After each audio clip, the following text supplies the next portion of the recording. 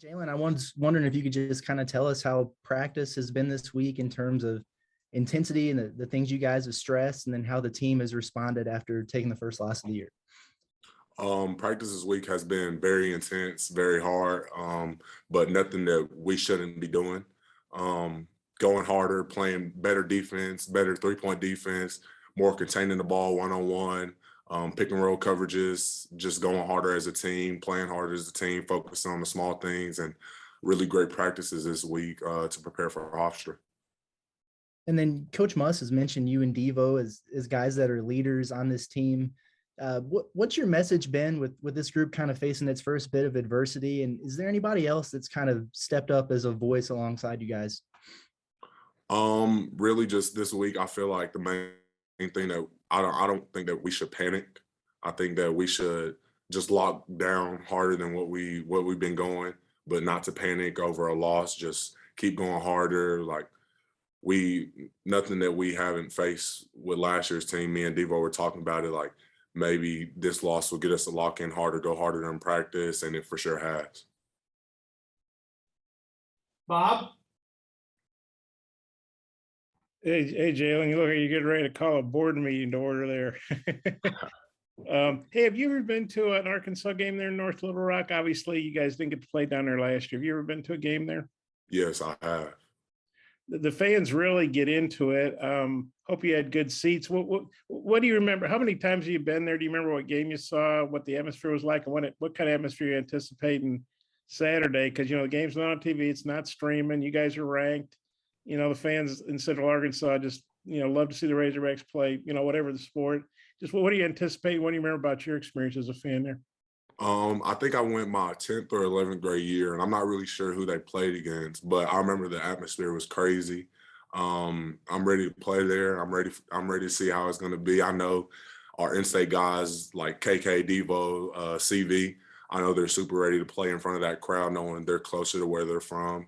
I can't wait to play. Ready for it. Yeah. And then I know last game, well, it really wasn't a good game for much anybody, but your assists and turnovers are kind of reversed from what they've been. But overall, you've got a really, really good assist to turnover ratio, especially for a big man.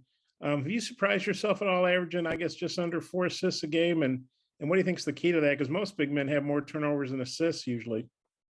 I wouldn't say I surprised myself. I've kind of always been known for my passing from the post, and really this year I've stepped out more to the outside, and our guards have been super good at hitting shots off my passes. I guess DC's been a great cutter, Devo's a great cutter, JD's a great cutter, Stan has a lot of great cuts, a lot of great outlet passes. So I haven't really surprised myself with the passes that I've gotten to those guys, and they just been making them when I pass it to them, I guess.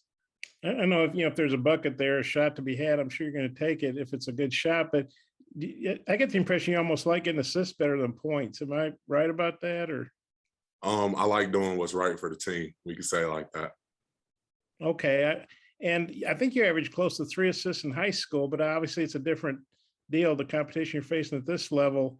How do you think you've developed as a passer the last couple of seasons? Really, I think I've just been playing smarter than what I did in high school. And in high school, I saw a lot of double, triple teams. So that outlet or me making that pass out the post that skips to the opposite side, that's been something I've been working on since high school. So now really just that skip pass, that same thing that I was doing in high school, I've been doing a lot more this year. Okay, I got a couple more, but I'll turn it back to Mike. Thanks. Hutch? Hey, Jalen, I'm curious kind of what you've seen on film from Hofstra and kind of what some of the keys are for Saturday's game.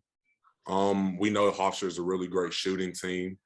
They're probably the best. They are the best three-point shooting team that we've versed, and we know that we have to make them put the ball on the ground. We can't let them get good looks from the three-point line, and really that's one of the main focuses, just letting them get good three-point looks. When you're facing a team that's a good three-point shooting team like that, I mean, is there even more of an added emphasis on three-point defense whenever that's been a kind of a point of struggle for y'all so far this year? Yes, for sure. Every day, that's been the main focus, running them off the three-point line, not letting them get up three-pointers. So that's a really big focus for us going into this game. Randy? Not sure what hadn't already been asked. Jaylin, back to the 3-point shooting by the opponent. Is this more of a mental or a physical thing in regards to playing quality 3-point defense? I think that's something just we have to get better at as a team. Like, I think that we have to go into the game saying like, hey, we're not going to let them get up 3-pointers, and it's really just something that we got to do as players. Our coaches, they've emphasized it the whole season, and since before the season started, it was just something that we got to get done as players. All right, thank you. Bob?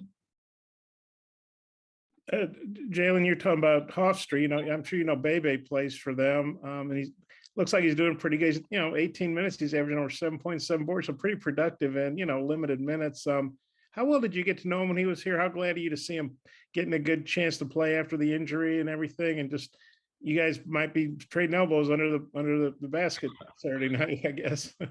Yeah, Bebe was my guy. Last year when he tore his ACL, me and him were always in the training room together. We were always talking in the locker room. His locker wasn't far away from mine. Traveling, we always stayed close, talking, sitting at the same table when we were eating lunch. So Bebe's my guy. I can't wait to see him. Can't wait to play against him. I'm pretty sure me and him are going to have a good time playing against each other. If you've been able to watch much film with them yet, it looks like they usually play 3 to 4 guys out. They're looking for those threes, and then Bebe's rolling to the basket. He's not picking and popping. He's picking and rolling, getting inside. What have you seen from him on film? I guess he's a little rusty after hardly playing in 2 years, but it sounds like he's doing a pretty good job for those guys. I've known this from Bebe playing here, that he's one of those guys that plays hard. He's going to get those offensive rebounds. He's going to get defensive rebounds. He's going to run in the screens. He's going to be that energizer guy, that junkyard dog that gets all the loose balls, dives on the ground. He's going to play hard, throw elbows, box out, all that stuff. So I'm just ready to play against Bebe, ready to play against my guy. And no, you're too young to remember Speedy Clax, the Hofstra coach. He was a really good player in the NBA, actually played for Eric. So there's kind of, player, Eric's going against one of his former players in this head coaching matchup. Just wondering, did you know Speedy played for Eric, and do you have any thoughts on that?